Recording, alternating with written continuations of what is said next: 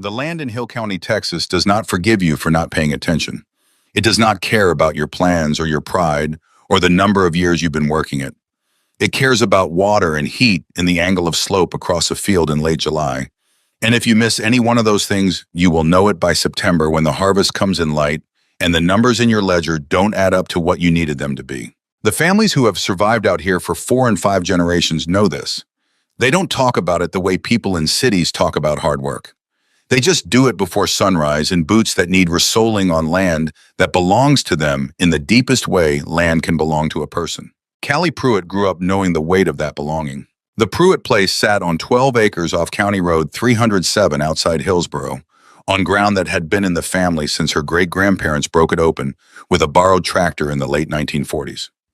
There were pecan trees along the south fence line, a row of them her great-grandmother planted in 1961, and they still drop nuts every October in the dry grass below. There was a kitchen garden beside the house, a small flock of chickens her mother kept, and behind the main barn, 3 acres of open ground that had gone unplanted for the better part of a decade. The soil back there was pale and cracked in summer, the color of old bone. Most people in the family had looked at that ground and seen a maintenance problem. Callie looked at it and saw something else entirely. Her grandfather Earl had looked at it the same way. Earl Pruitt was a deliberate man. He did not rush conclusions. He did not make decisions about the land until he had observed it through at least one full growing season, and sometimes 2. He kept records the way other men kept religion, with consistency, with reverence, with the understanding that skipping even one entry was a kind of failure. His notebook was a green cloth-covered ledger, 200 pages, the kind sold at farm supply stores in the 1970s and not manufactured anymore. He had filled it from cover to cover over 4 decades, writing in blue ink, with a hand that stayed neat even when the heat was over 100 degrees and the sweat was running down his forearms. Planting dates, germination rates, yield weights by variety, rainfall totals, and the days they came. Notes on soil temperature and wind direction and the way certain corners of certain fields behaved after heavy rain. He had been recording the land the way a doctor records a patient, building a history that would mean something later that would tell you things no single season could tell you on its own. He died in the spring of 2017 on a Tuesday in March, with the red buds still blooming along the creek draw at the back of the property. Callie was 10 years old. She did not fully understand what she had lost until that summer when she walked into his workshop behind the house and stood among his tools and his seed tins and the smell of linseed oil and cedar shavings that had soaked into the wood of the walls over 30 years.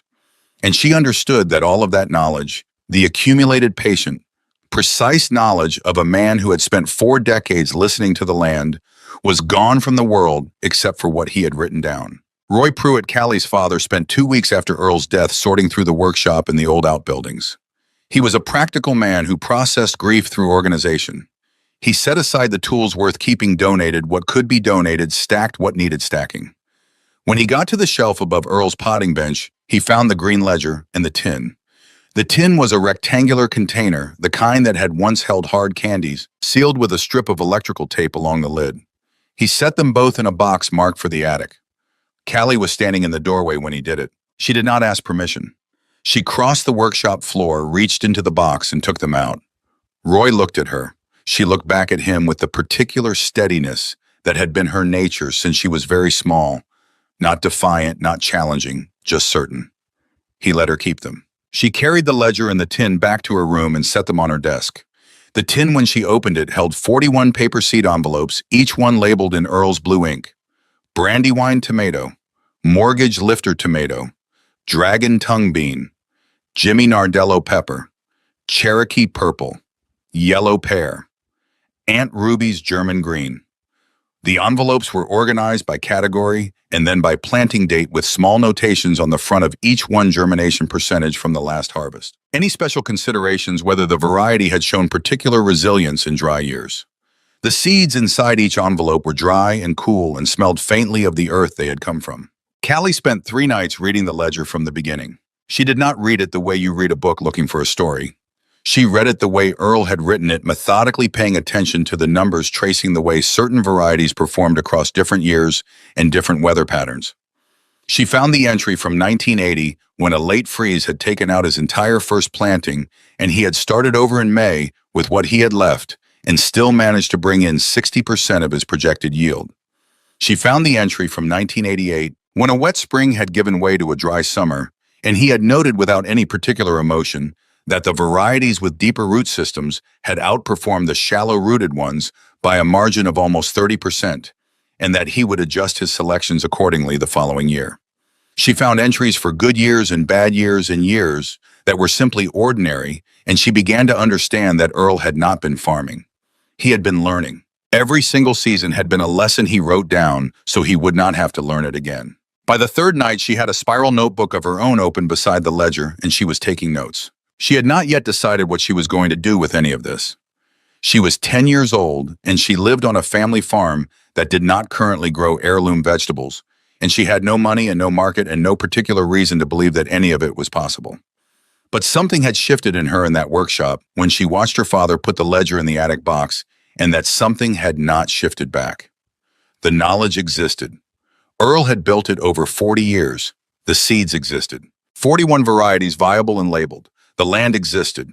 3 acres behind the barn unplanted going to waste every season. She spent the winter thinking. By February of 2018, she had a plan drawn on graph paper.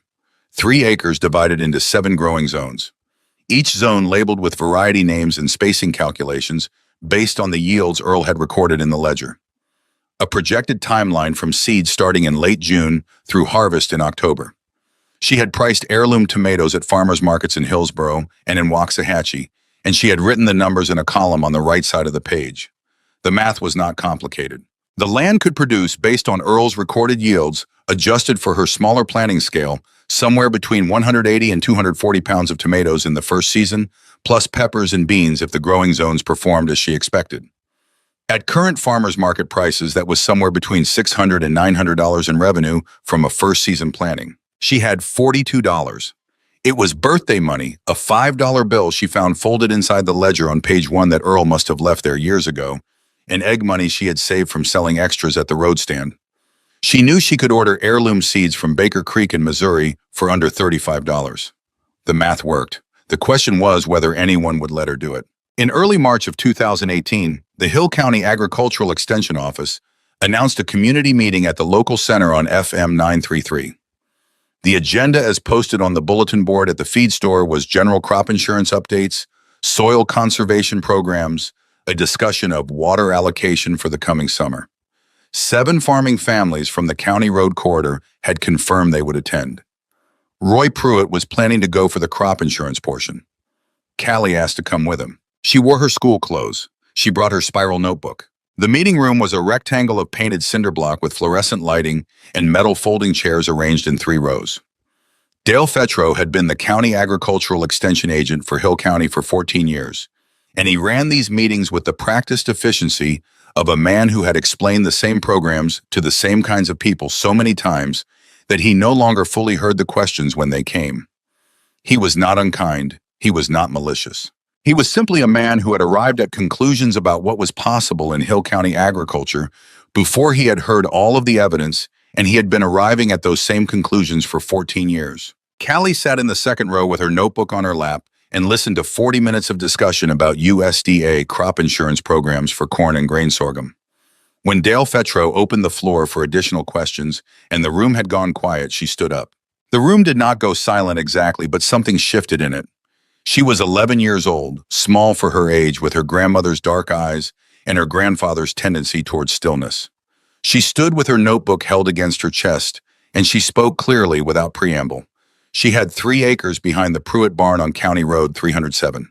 She intended to plant heirloom vegetables for commercial sale at the Hillsborough Farmers Market. She had a planting plan, a seed budget, and projected first season revenue based on current market pricing. She would like to know what resources the County Extension Office offered for small-scale specialty crop producers. Dale Fetro looked at her the way that certain adults look at children who have said something that sounds more organized than expected, with a brief moment of recalibration, followed by an expression that settled into something between patience and condescension. He smiled. It was not a smile that meant what good thinking. It was a smile that said the adult conversation would resume in a moment. He said the 3-acre parcel was too small to be economically viable for any commercial operation. He said that heirloom vegetables were a niche product without reliable local demand. He said that specialty crops required experience with disease management, pest pressure, and market relationships that took years to develop. He said she was welcome to try a kitchen garden and perhaps bring some extra tomatoes to the farmer's market as a summer project. But that commercial production was a different category entirely, and not something the extension office would be allocating resources toward for a plot that size. The room was quiet. Callie did not argue. She did not ask a follow-up question. She did not look at her father or around at the other families in the room. She closed her spiral notebook, sat back down, and kept her eyes on the front of the room for the remainder of the meeting. What Dale Fetro did not see, because he was already moving on to the next agenda item, was what was written on page 12 of her spiral notebook. It was not a rebuttal. It was not a list of grievances. It was her revised seed order, updated to reflect 2 additional Jimmy Nardello pepper varieties she had decided to add after reading Earl's entry from 1991. She had crossed out 1 line item and written in 2 others, and the math still worked. She had already stopped listening to Dale Fetro by the time he started talking again. After the meeting, Roy made a few phone calls. He was not the kind of father who dismissed his daughter's ideas, but he was the kind of father who checked them against reality before letting her invest too much in them. He called the county conservation office and asked about programs for small producers. 3 weeks later, a brochure arrived in the mailbox about crop insurance for corn and sorghum. It was the same brochure Dale Fetro had mentioned in the meeting. Roy set it on the kitchen table. Callie read it anyway, all 6 pages, then set it back on the table without comment. She wrote a letter on her own to the Soil and Water Conservation District office in Hillsborough.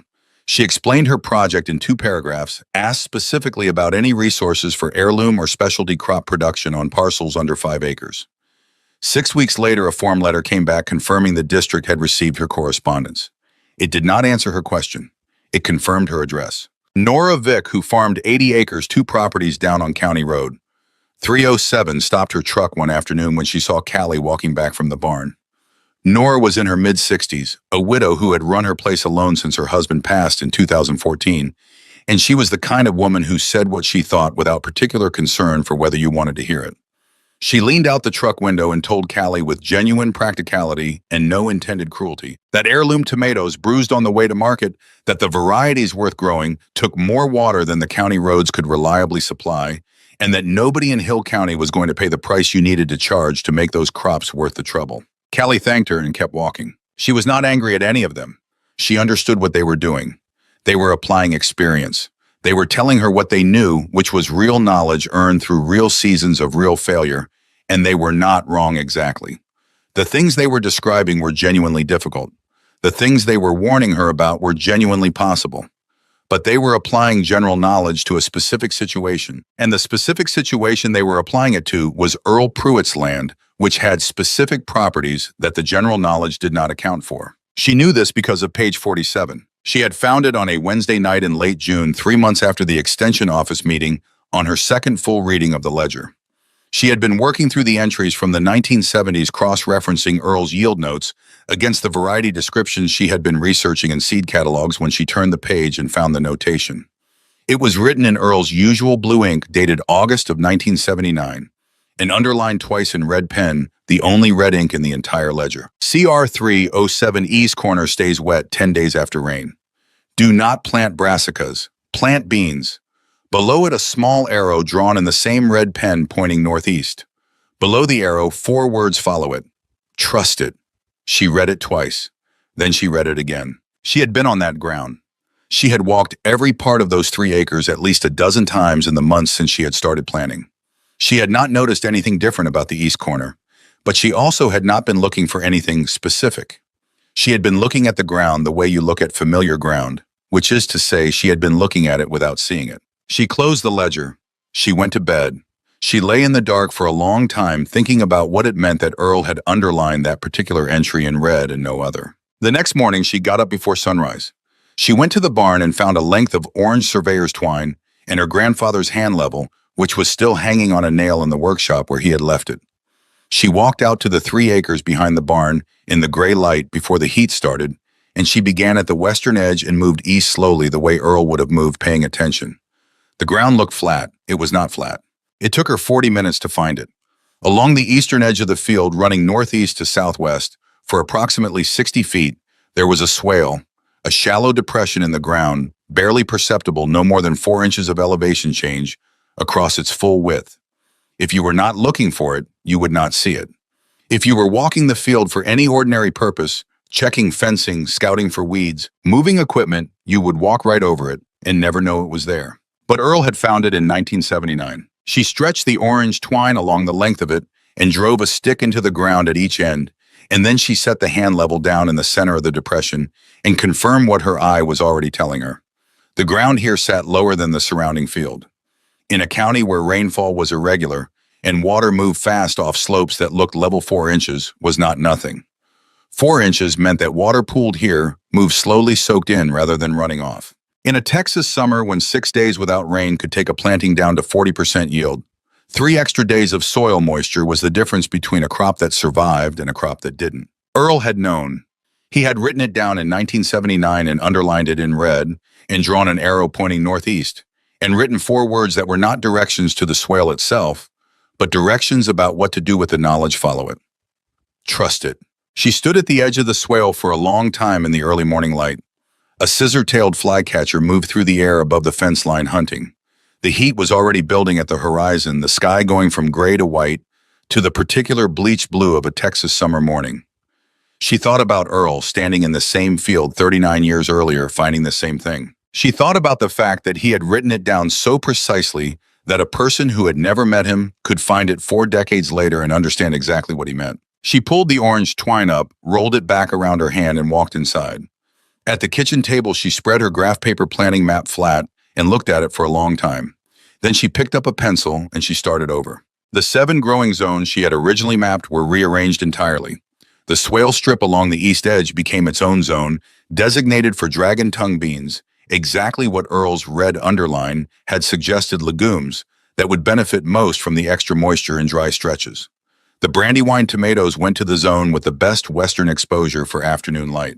The mortgage lifters went along the south fence line, where they would have the longest growing season before the first frost. The Jimmy Nardello peppers, the varieties she had added to her order after reading Earl's 1991 entry, went into the zone with the most consistent soil temperature, based on the orientation of the barn wall that caught the afternoon heat and radiated it back through the night. She did not tell anyone what she had found.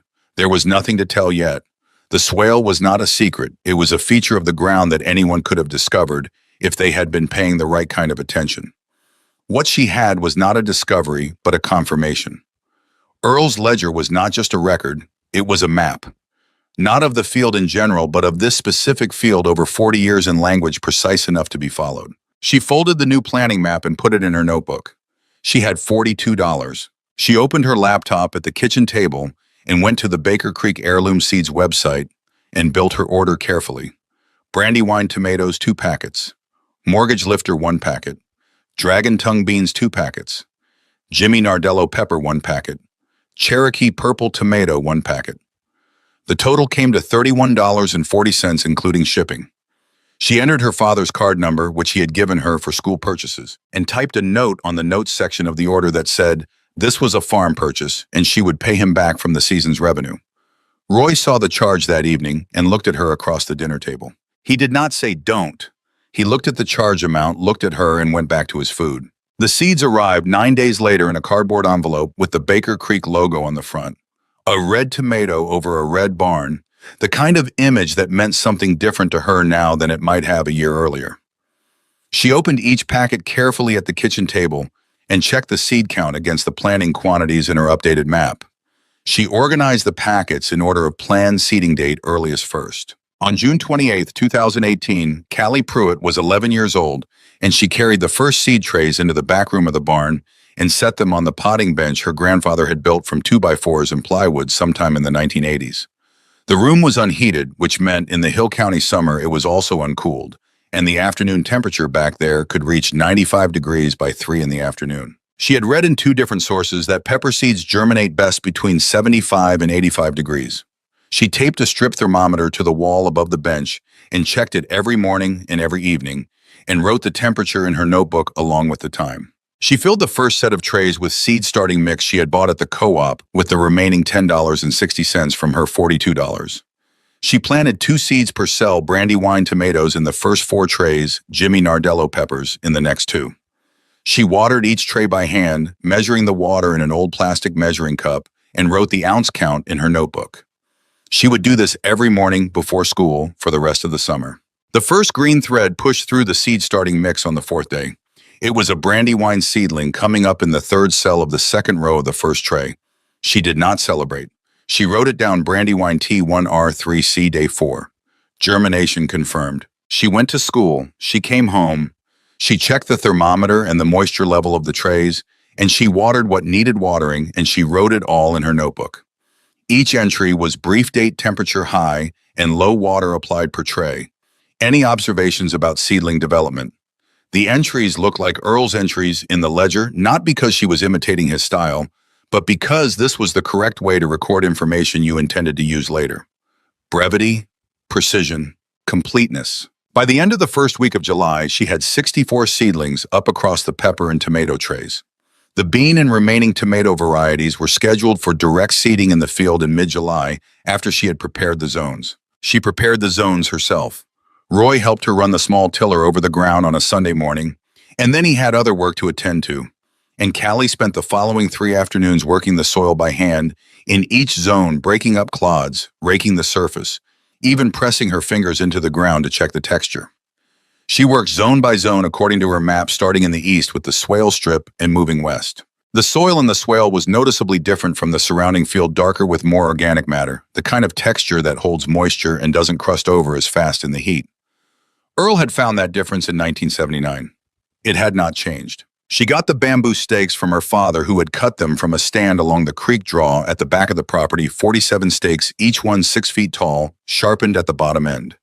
She stacked them in the barn until the tomatoes were large enough to need them. Everything was moving forward according to the plan she had built from Earl's ledger and her own calculation, and the $42 that had stretched through careful ordering into 64 seedlings and enough seed for 3 full growing zones.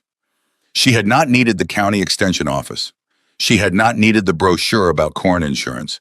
She had not needed Nora Vic's permission. She had needed page 47. She had needed the red underline and the arrow, and the 4 words that were not advice but a kind of inheritance follow it. Trust it. In the last week of July, the temperature did not drop below 93 degrees for 6 days running. On the 4th day of that stretch, it hit 103, and the back room of the barn, even with the door propped open and a box fan running, stayed above 100 degrees from noon until past 5 in the afternoon. She had moved the tomato seedlings outside to a spot on the east side of the barn where they got morning sun and afternoon shade, and they were handling the heat reasonably well. The pepper seedlings were still inside on the bench because they were smaller, and she had wanted to give them more controlled conditions. On the morning of July 23rd, she came into the barn before school and found 31 of the 64 pepper seedlings collapsed at the soil line. The heat had cooked them. The root zone temperature at the bench had gone above 100 degrees during the previous afternoon, and the seedlings, still small, still shallow-rooted, had not been able to compensate. She stood in the back room of the barn for a moment looking at them. Then she picked up her notebook and wrote 31 Jimmy Nardello transplant, failure heat stress, July 22nd to 28th. She crossed out the pepper planting timeline on her map and wrote a new one 3 weeks later in the fall when the night temperatures would be lower. She calculated what that adjustment meant for the rest of her fall schedule and made the corresponding changes. That was the whole reaction. Not because she felt nothing. She had spent 6 weeks starting those seedlings, 6 weeks of morning measurements and evening water checks and notebook entries, and 31 of them were dead in a single afternoon. She felt it, but feeling it did not change what the next step was, and the next step was adjusting the timeline and moving forward. And that was what Earl's ledger had taught her before she even picked up a seed packet. You wrote down what happened. You changed what needed changing. You kept going. She went to school. By the first week of September, she had 47 brandywine plants in the ground, staked with her grandfather's bamboo poles, their first clusters of fruit already swelling green. She had 22 mortgage lifters running along the south fence line. She had dragon tongue beans growing in a full row along the swale strip planted exactly where Earl's red arrow had pointed, in soil that had soaked in the last 2 rains 3 days longer than the rest of the field, and the plants along that strip were visibly different from the beans she had seeded in the outer zones. Broader leaves, deeper color. The roots had found the moisture layer and settled into it. She stood at the edge of the swale on a September evening when the heat had finally begun to break and looked at those beans and thought about Earl standing in that same spot in 1979, finding the same thing, writing it down so carefully, that a person could follow the arrow 40 years later and find it still true. Some things about the land do not change. She went inside and wrote the observation in her notebook. Not the sentimental version of it, just the agronomic one. Swale strip beans, superior leaf development, week 9. Root zone moisture advantage confirmed. Recommended for permanent designation as high yield zone. Then she set her pencil down and went to help her mother with dinner. The harvest came in October over 4 consecutive Saturdays at the Hillsborough Farmers Market. She kept a handwritten log of every transaction, variety sold, quantity in pounds, price per pound, total per sale. At the end of the 4th Saturday, she sat at the kitchen table with her log and added up the column. 214 pounds of tomatoes. 38 pounds of peppers. The surviving 33 Jimmy Nardello plants had recovered and produced through September. 57 pounds of dragon tongue beans from the swale strip, which had outperformed her projected yield by 22%. Total revenue from the fall 2018 season, $847. She had started with 42. She closed the log and set it on top of Earl's ledger and sat in the kitchen for a while, listening to the house settle in the evening quiet. Outside, the pecan trees her great-grandmother had planted in 1961 were dropping their last nuts of the season into the dry grass. The 3 acres behind the barn were empty now, waiting for winter, the soil turned over and resting. The swale along the east edge was invisible again, just a piece of ground that looked like any other piece of ground unless you knew what you were looking for. She knew what she was looking for. She opened her notebook to a fresh page and wrote the date at the top, October 27th, 2018, and then she started planning the spring. The winter of 2018 was the kind that Hill County gets maybe once a decade, cold enough to crack the clay soil in the low spots, long enough to make you wonder if spring was a thing you had imagined. Callie spent it inside, working through Earl's ledger a 3rd time, not looking for anything in particular, but finding things anyway. She found a note from February of 1986 about the way certain tomato varieties performed differently in years following hard freezes. The soil chemistry shifting slightly as the freeze-thaw cycle broke down organic matter faster than in mild winters. She found a small sketch on the inside back cover, a rough map of the 3 acres drawn in pencil, with notations she hadn't understood on her first 2 readings, but now recognized as soil texture observations by zone. Earl had mapped the same ground she was working. He had reached some of the same conclusions she was reaching through the same method of patient observation 40 years earlier. She was not discouraged by this. She was steadied by it. Spring 2019 came in wet. She planted her 2nd season with the expanded seed stock she had saved from the fall harvest. 41 Brandywine plants this time, 28. Mortgage lifters, a longer row of dragon tongue beans in the swale strip, plus the Jimmy Nardello peppers on the delayed fall schedule that had worked in 2018. She kept the same meticulous records. She adjusted her spacing in the tomato zones based on what the previous season had shown her about air circulation in the afternoon heat. The beans in the swale strip performed the same as they had in 2018, steady, deep-rooted, producing longer into September than the beans in the outer zones. The 2nd season closed with $1,130 in revenue. She had reinvested $200 into soil amendments and a second-hand drip irrigation kit she found listed on a farm equipment board in Hillsborough. The drip lines changed the way she managed water in the tomato zones, more consistent, less labor in the mornings before school, which gave her time to extend the bean rows further along the swale strip than she had managed the first year. She was 12 years old. She kept her sales log in the same green cloth-covered notebook she had started the previous October because it felt right to use the same kind of book Earl had used. She did not tell anyone she had chosen it for that reason. By the spring of 2020, word had traveled the way word travels in small agricultural communities, not through announcement, but through the quiet accumulation of observation. A restaurant buyer from the Waco area had stopped at the Hillsborough Farmers Market on a Saturday in October of 2019 and purchased 6 pounds of Brandywine tomatoes. He had asked the woman in the next booth who had grown them. The woman had pointed to Callie. He had looked at her, 13 years old, her hair in a braid, her sales log open on the table in front of her, and he had asked her if she had a wholesale price list. She had told him she didn't yet, but she would have one by spring. She went home and made one that afternoon. The buyer had mentioned her to Brenda Whitmore. Brenda Whitmore ran a specialty produce operation out of a booth at the Waco downtown farmers market that she had been building for 11 years. She was not a sentimentalist about food.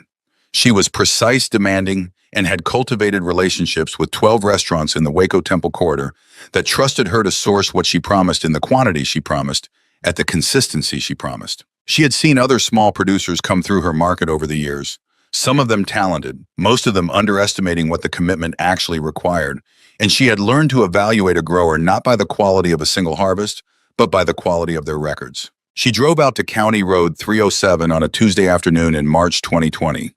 She parked on the gravel shoulder, walked through the gate, Callie held open for her, and moved down the rows of the early spring planting without speaking. She was a woman who gathered information before she offered opinions, and the rows told her things. She could see the spacing decisions deliberate and consistent. She could see the soil condition in each zone, the texture, the tilth, the absence of compaction around the root zones. She bent down at the edge of the east field and picked up a handful of soil from the swale strip and worked it between her fingers without saying anything. The moisture content was different here. The structure was different. She set the soil back down carefully. Then she asked to see the records. Callie brought out her spiral notebook first, the sales log from 2018 and 2019, the planting maps, the water records, the harvest weights by variety and by zone. Brenda read through the entries without commenting. Then Callie went back inside and came out with Earl's ledger. Brenda held it for a moment before she opened it. It was a green cloth-covered book with 46 years of blue ink inside it, and even before she read a word, she understood what she was holding. She opened it to the middle, read a few entries, turned to the end, read a few more. Then Callie showed her page 47. Brenda read the red underline notation. She looked at the arrow pointing northeast. She looked at the swale strip running along the east edge of the field, at the bean rows that would go in there in another 6 weeks. She looked at the dragon tongue plants from the previous fall that Callie had left in the ground to measure their winter resilience, 3 of them still showing green at the base. Brenda was quiet for a moment. Not the quiet of someone formulating a polite response, the quiet of someone recalibrating. Then she asked Callie one question. Can you supply 8 pounds of mixed heirloom tomatoes per week from July through October every week without a gap? And can you commit to that in writing? Callie was 13 years old. She looked at the field. She looked at her planting map. She did the math she had already done, which was the math Earl had done before her in a slightly different form. She said yes. They signed a handwritten agreement at the kitchen table while Roy Pruitt stood in the doorway to the living room watching. He did not say anything. He had not said anything for the better part of an hour since Brenda Whitmore had walked through his front door with the manner of someone who evaluated small producers for a living. He was watching his daughter discuss per-pound pricing and delivery logistics with a woman who had built an 11-year market relationship on the back of consistent sourcing, and he was recalibrating the same way Brenda had recalibrated in the field quietly without ceremony. Callie's spring 2020 season opened on the foundation of that agreement. She expanded the Brandywine and Mortgage Lifter plantings to fill the south zones more completely. She added a second drip line in the tomato sections. She started her seedlings 3 weeks earlier than she had in previous years, accounting for the longer lead time the increased planting scale required. Every adjustment she made was logged in her notebook, cross-referenced against the corresponding entries in Earl's ledger. The first delivery to Brenda Whitmore went out the second week of July 2020. 8 pounds packed in the flat wooden crates Callie had started using after the first season, each tomato nested in a layer of dry straw to prevent bruising during transport. The variety breakdown was written on a card inside the crate. Brenda sent her a text message that evening that said, "Only quality is there. See you next week." For 16 consecutive weeks, the deliveries went out. Not 1 week below 8 pounds. Not 1 week late. Brenda reported back in October that 2 of her restaurant clients had asked specifically for the Brandywine by name, which was the kind of detail that meant something in a specialty produce market. The variety becoming the brand, the grower becoming the story. The restaurant told its customers about where the food came from. The 2020 season closed with Callie's cumulative 2-year total from the Brenda Whitmore contract plus the Hillsborough market sales crossing $14,000. She was 13 years old, and she had not touched a dollar of it for anything other than reinvestment into the operation.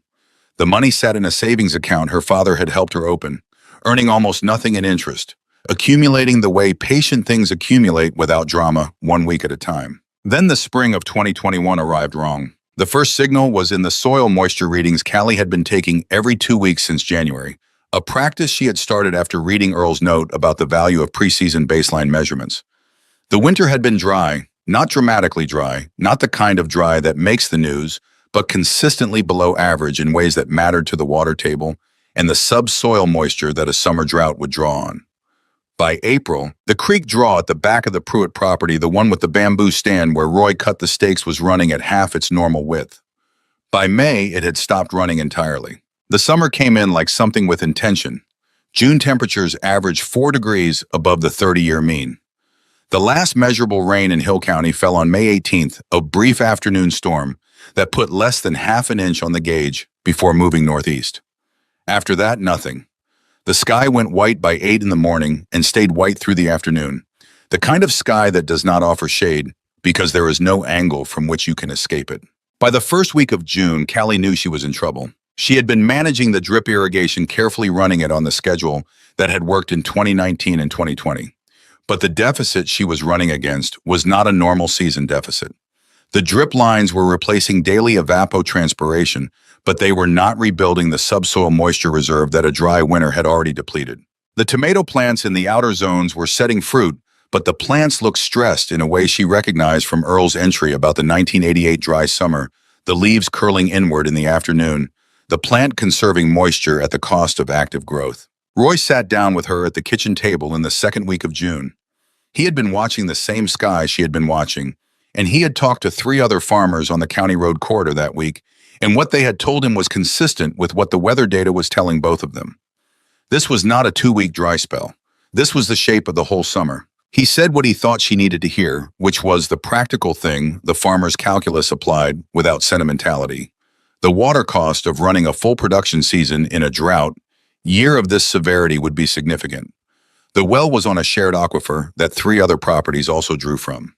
A full summer of irrigation at her current planting scale would stress it in ways that could create problems for the whole corridor in a second dry year. He was not telling her to quit. He was telling her that the math had changed and they needed to look at it honestly. He said, "The land's telling you something this year. It might be worth listening." Callie looked at him across the table. She understood what he was saying. She also understood what the other side of it was because she had signed a contract in writing with Brenda Whitmore, and the contract said 8 pounds per week from July through October without a gap. This was not a handshake agreement. It was written on paper with both their signatures on it, and Callie had honored it for 16 consecutive weeks the previous summer. And the relationship they had built on the back of that consistency was the most valuable thing her operation had produced that wasn't a tomato. She said, "I need to look at the ledger before I decide anything." Roy looked at her for a moment. He nodded and got up from the table. She spent that night going through the ledger section by section, not reading sequentially, but scanning for weather markers years Earl had noted as particularly dry entries, where he mentioned adjusting his planning approach because of conditions. She found 3 drought years in the records: 1980, which she had read before, and which had been a late frost year as much as a drought. 1988, which she had also noted. She turned to page 112 and found the third one. The entry was dated July 1983. Earl's handwriting was the same as always, even unhurried, a man writing for the record rather than for the moment. He had noted the drought conditions in a single sentence: insufficient rainfall since April, subsoil moisture, critically low, creek draw dry by June 15th. Then he had written his decision, moved everything to the swale strip, planted only where the ground held moisture without irrigation support. Half yield, sold at double price, scarcity premium applies in dry years. Buyers remember who delivers when others can't. She read it 3 times. Half yield. He had made a deliberate choice to cut his production rather than stress the land trying to maintain a quantity the conditions could not support.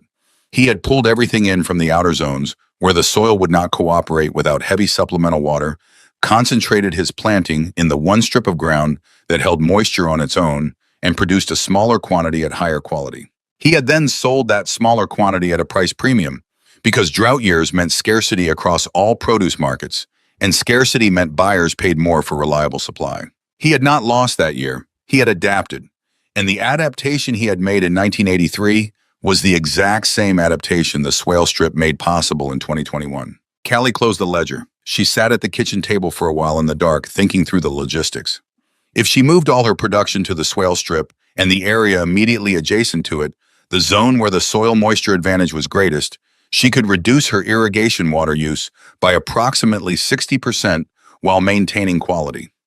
Her yield would drop to somewhere between 35 and 45% of her contracted quantity. She would not be able to deliver 8 pounds per week. She would need to call Brenda Whitmore. She was 14 years old. She had been in a professional contract relationship with Brenda for one full season. She had never missed a delivery, never sent an underweight crate, never had a quality complaint from any of Brenda's restaurant clients. She had exactly one season's worth of earned trust to spend, and she was going to have to spend some of it now. She picked up her phone the next morning and called before she had time to talk herself into waiting. Brenda answered on the second ring. Callie did not apologize. She had decided walking back from the barn that morning that apologizing first was the wrong way to open the conversation. It framed the call as a confession rather than a business discussion. And what she was about to propose was a business discussion. She described the drought conditions. She described her soil moisture data and her irrigation capacity and the aquifer situation on the county road corridor. She described Earl's 1983 entry, not as a personal story, but as a precedent, a documented case from the same ground showing what was possible and what wasn't in a severe drought year. Then she said, I can deliver 3.5 pounds per week instead of 8. The quality will be the same or better. I'm concentrating all my production in the highest moisture zone. I want to keep the contract active rather than suspended. And I'd like to price the reduced quantity at the scarcity rate, which based on what I'm seeing at the Hillsborough market is running about double the contract price. Brenda was quiet. Not the 10-second quiet of someone who needed time to think. The quiet of someone who was listening to a 14-year-old apply a drought pricing strategy that most adult producers didn't know to name, let alone execute. When she spoke, her voice had the particular neutrality of a person who is more impressed than they are going to admit in the moment. Send me what you have. I'll price it accordingly. Callie spent the next 2 weeks restructuring her entire planning approach. She pulled the drip lines from the outer zones, entirely coiled them, stored them in the barn. She redirected all her irrigation capacity to the swale strip in the adjacent south zone. She reduced her tomato plant count from 93 to 41, keeping only the plants that had already established in the high moisture zones and pulling the ones in the outer areas before they could put more stress on the root systems in conditions they couldn't handle. She pulled every plant that looked like it was working too hard to survive rather than producing. It was the hardest agricultural decision she had made. Not because it was complicated, Earl's ledger had made it clear enough. It was hard because each plant she pulled had been a seedling. She had started in February, had tended through the cool spring, had transplanted with the spacing calculations from her map. Pulling them was not a failure of the plan. The plan had accounted for this, or rather Earl's record had accounted for it, which meant the plan had been built to survive exactly this kind of year. But knowing that did not make the pulling easy. Roy watched her work on the second afternoon. He did not offer to help. He understood by then that this was her decision to execute, not his, to assist with uninvited. He stood at the edge of the field for a while, and then he went back to his own work. The summer of 2021 was the driest Hill County had recorded since 2011. The County Agricultural Extension Office sent out a bulletin in July advising producers to consider emergency hay contracts and livestock water supplementation. Dale Fetro held a meeting at the FM 933 Center, the same room, the same metal folding chairs, the same fluorescent light to discuss drought assistance programs for grain producers. Callie did not attend. She was harvesting the swale strip. The dragon tongue beans in the swale zone were doing exactly what Earl's 1983 entry had predicted. The moisture advantage that the 4-inch depression created, the same advantage that had made those beans outperform in the ordinary seasons of 2018 and 2019, was not just an edge in a drought year. It was the margin between production and failure. The beans were pulling from a moisture reserve that the surrounding soil had exhausted in June. Their leaves were not curling. Their pods were setting clean and heavy. The brandywine plants in the swale-adjacent zone were smaller than in previous years. The drought had constrained them, but the fruit they were producing was intensely flavored in the way that water-stressed tomatoes sometimes are, the sugars concentrating as the plant directed its limited resources towards seed production. Brenda Whitmore noticed immediately. Her text message after the third delivery of the 2021 season said, "Your restaurant clients are asking what you did differently. The flavor this year is not normal." She followed it with a second message 20 minutes later. "I mean that as a compliment." Callie delivered 3.5 pounds per week for 16 weeks. Not once did she miss a delivery. Not once did the quality fall below what Brenda's clients expected. She priced at double the contract rate as she had proposed in June, and Brenda's restaurant clients paid it without complaint because the supply was there when no one else's was. The 2021 season revenue was lower in total dollars than 2020 had been. It had to be. She was moving less than half the volume. But the margin on each pound was higher than in any previous year. The relationship with Brenda Whitmore had survived a stress test that most supplier relationships would not have survived, and she had learned something about her operation that no ordinary season could have taught her. She had learned that the swale strip was not just the best part of the field. In a drought year, it was the only part of the field that truly mattered. Earl had known this. He had written it down in 1983 in a single entry on page 112, not because he expected anyone to read it, but because that was what he did with things he learned. He wrote them down. She had read it. She had followed it. The crop had held. In October of 2021, on the last market Saturday of the season, Roy drove the delivery truck to Waco himself. He had not done this before. Callie rode in the passenger seat with the crates in the bed, watching the Hill County limestone give way to the McLennan County flatland as they came down off the escarpment toward the city. They unloaded at Brenda Whitmore's booth without ceremony. Brenda signed the delivery log and looked at Roy and said, "You raised someone who knows how to farm." Roy looked out at the parking lot for a moment. Something moved through his face that he did not put into words. Then he said, "She taught herself." Brenda looked at Callie. Callie looked at the delivery log. They drove home. The sun was going down over the cedar ridges west of Hillsboro, turning the limestone outcrops the color of old copper. Roy drove without the radio on. They had been on the road for 20 minutes when he said, looking straight ahead through the windshield, "Your grandfather would have liked what you did this year." It was not the first time he had said something close to this, but this time the weight behind it was different. This was not a man consoling his daughter. This was a farmer acknowledging another farmer's judgment. The distinction was small in the words and large in everything else. Callie looked out the window at the darkening cedar breaks. She did not say anything because there was nothing to add. The fields were resting. The contract was intact. The ledger had been right. That night she sat at the kitchen table after the house had gone quiet. She opened her notebook to the next blank page. The entries on the pages before it were in her handwriting, which had grown more deliberate over the 3 seasons she had been keeping records. Less like a child's handwriting, more like someone who understood that these entries would mean something later, that someone might read them in a year when the conditions were the same and need to know what had been done. She wrote the date at the top, October 23rd, 2021. Below it she wrote drought year. Production concentrated in swale strip. Volume reduced to 43% of contract. Quality premium offset revenue gap. Held the contract. She paused. Then below the entry in the margin she drew a small arrow. It pointed northeast. The same direction Earl's arrow had pointed on page 47, above the red underline, above the 4 words she had read for the first time on a Wednesday night in June of 2018 in her bedroom, with the ledger open on the desk. The arrow in her notebook was not a copy. It was a continuation. She closed the notebook. She went to bed. The 3 acres behind the barn sat in the dark, the swale strip running its quiet northeast to southwest path along the eastern edge, holding what moisture the October dews had given it, the soil temperature dropping slowly toward winter.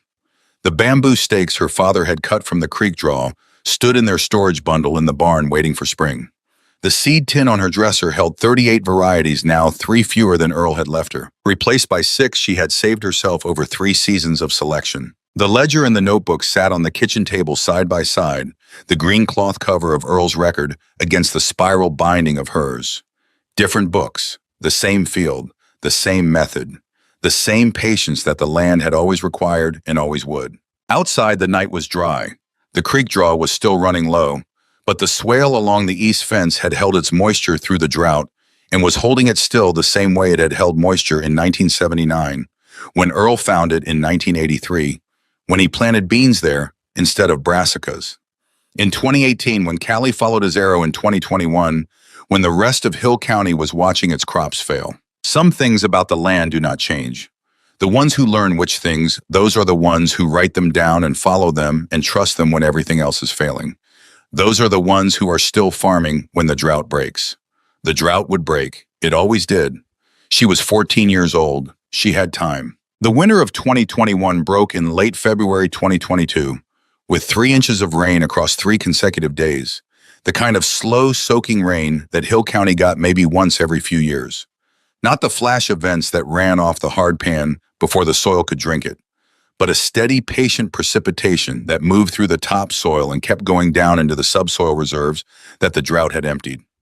Callie stood at the barn door on the second morning of it, watching the water sheet off the roof and pool along the fence line, watching the low strip along the east edge of the field darken first as it always darkened.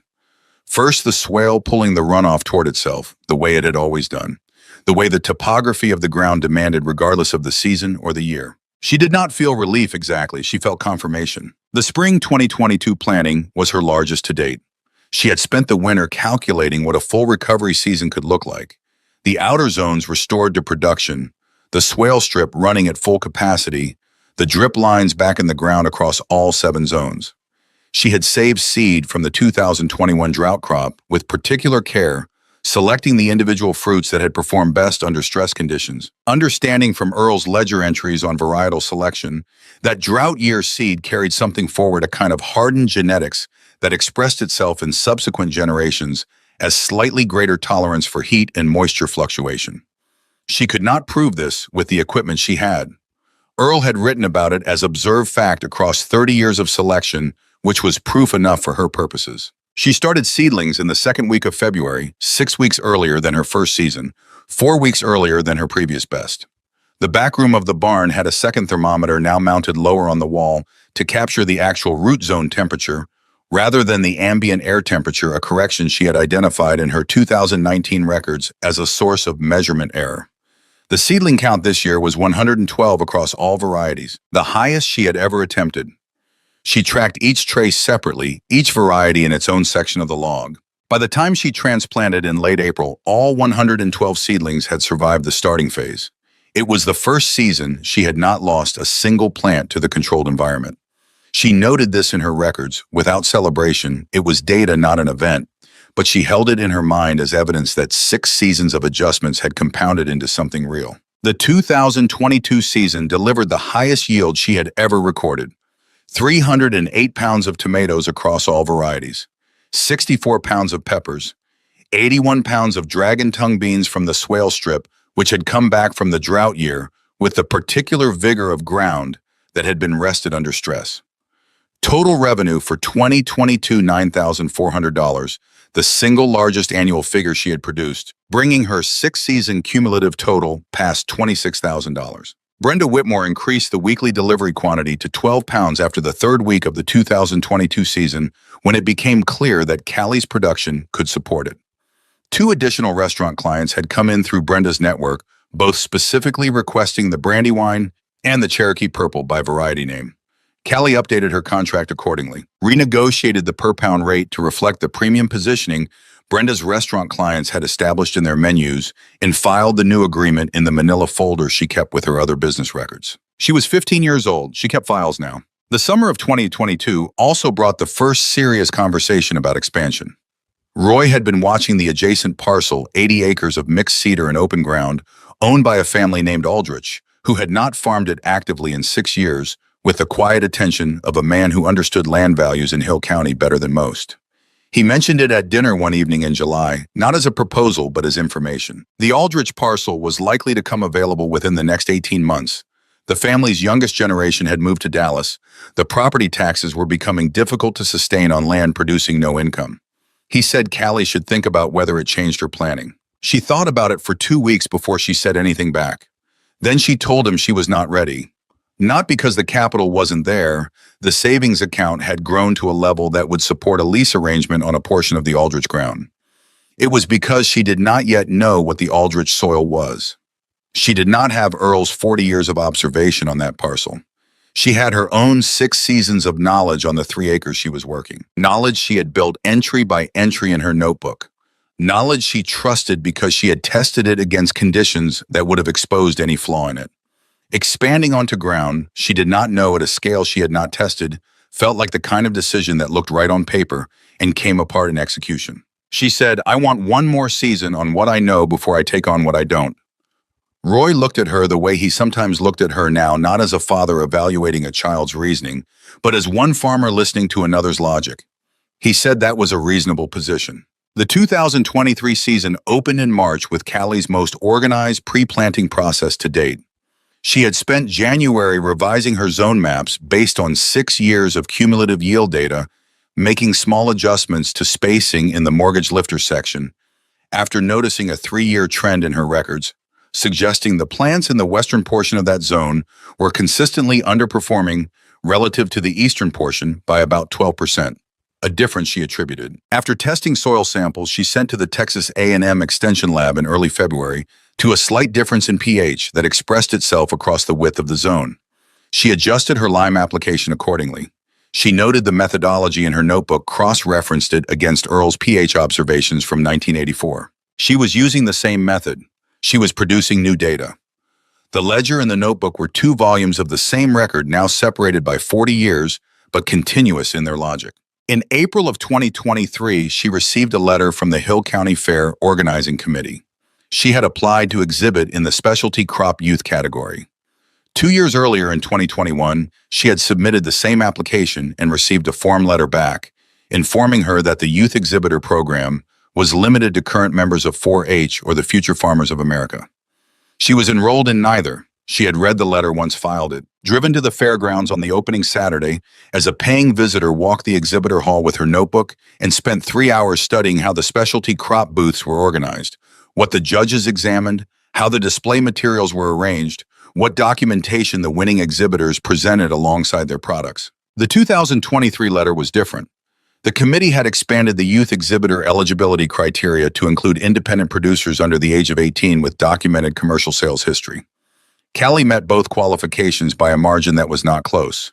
She wrote back accepting the invitation the same day. She spent the weeks before the fair preparing the booth the way she prepared a planning zone methodically, with specific intentions for each element. She mounted her 6-year planning maps on poster board organized chronologically.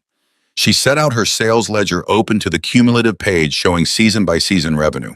She arranged a selection of this season's tomato varieties in a flat wooden crate with a variety card identifying each one. She placed Earle's ledger on the left side of the display table open to page 47, the red underline visible the northeast arrow legible from 3 feet away.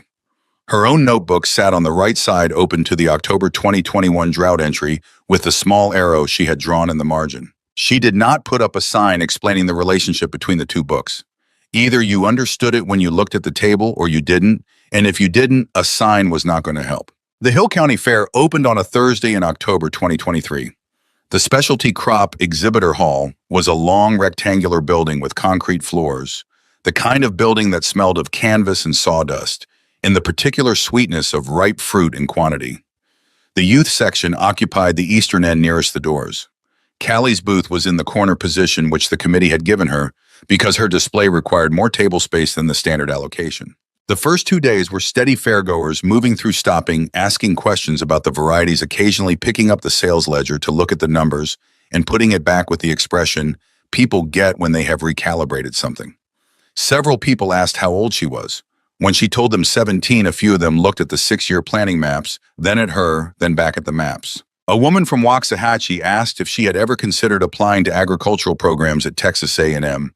Callie said she was considering her options. On the second afternoon, Dale Fetro came through. She saw him before he saw her moving through the exhibitor hall with the particular gait of someone who had attended this fair in a professional capacity for 14 years, pausing at booths with the efficiency of a man covering required ground. He was heavier than she remembered from the extension office meeting. In 2018, his hair gone gray at the temples, his lanyard with the county seal swinging as he moved. He stopped at the booth, 2 positions down from hers for several minutes, discussing something with a teenage boy who had grown specialty squash. Then he moved on. He stopped at her booth. He looked at the display the way Brenda Whitmore had looked at the field 3 years earlier, gathering information before forming opinion. His eyes moving across the planning maps, the sales ledger, the crates of tomatoes. He picked up the ledger and looked at the entry dates on the pages it was open to.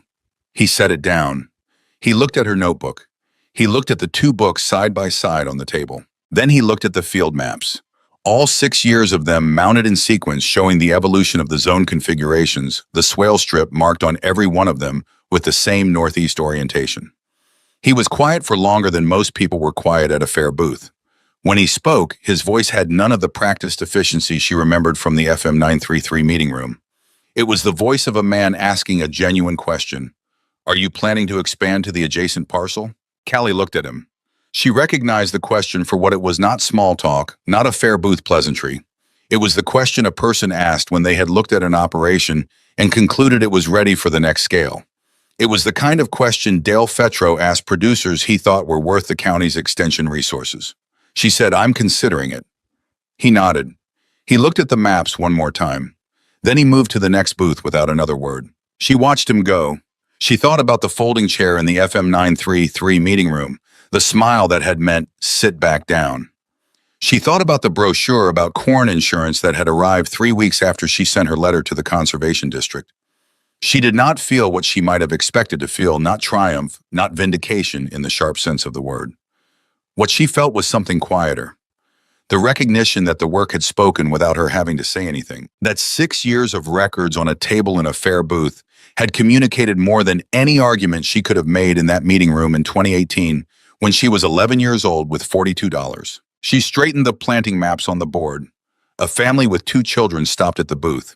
She answered their questions about the tomato varieties. The fair ran through Saturday.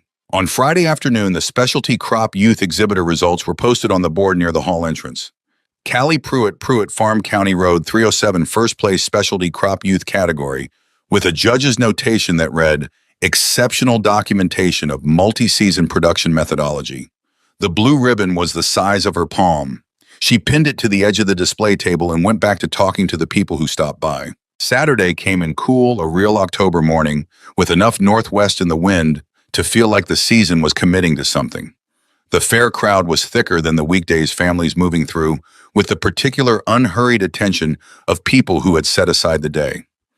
Callie had sold 11 of the 14 remaining mortgage lifter tomatoes from her display stock by early afternoon. At $4.50 per pound, the same price she had held at the Hillsborough market through the 2023 season, the same price she had calculated in her 2022 revenue projections based on the market positioning Brenda Whitmore's restaurant clients had established. In the middle of Saturday afternoon, she heard the particular sound of a truck pulling onto the gravel lot outside the exhibitor hall entrance, not because it was distinct from other trucks, but because she recognized the idol.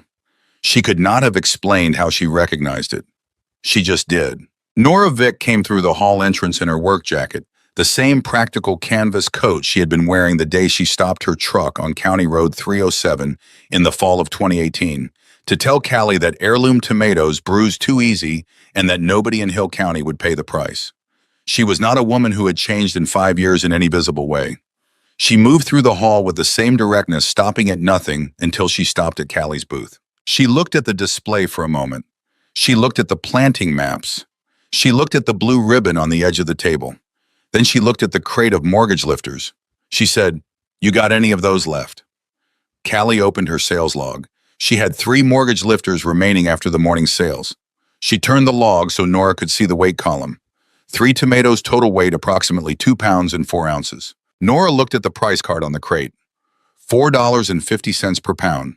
She looked at it without any particular expression, the way a farmer looks at a number she is calculating against something else in her head. Then she reached into her jacket pocket for her wallet. Callie took the 3 mortgage lifters from the crate and placed them in a paper bag with the same care she used for every delivery, each tomato wrapped in dry paper. No 2 touching the bag, folded closed at the top. She wrote the sale in her log. Weight, price per pound, total, date. The transaction took less than 2 minutes. Nora took the bag and looked at Callie for a moment with the direct evaluating gaze of a woman who did not traffic in sentiment. She said, "Good tomatoes." Then she walked back through the hall entrance toward her truck. Callie watched her go.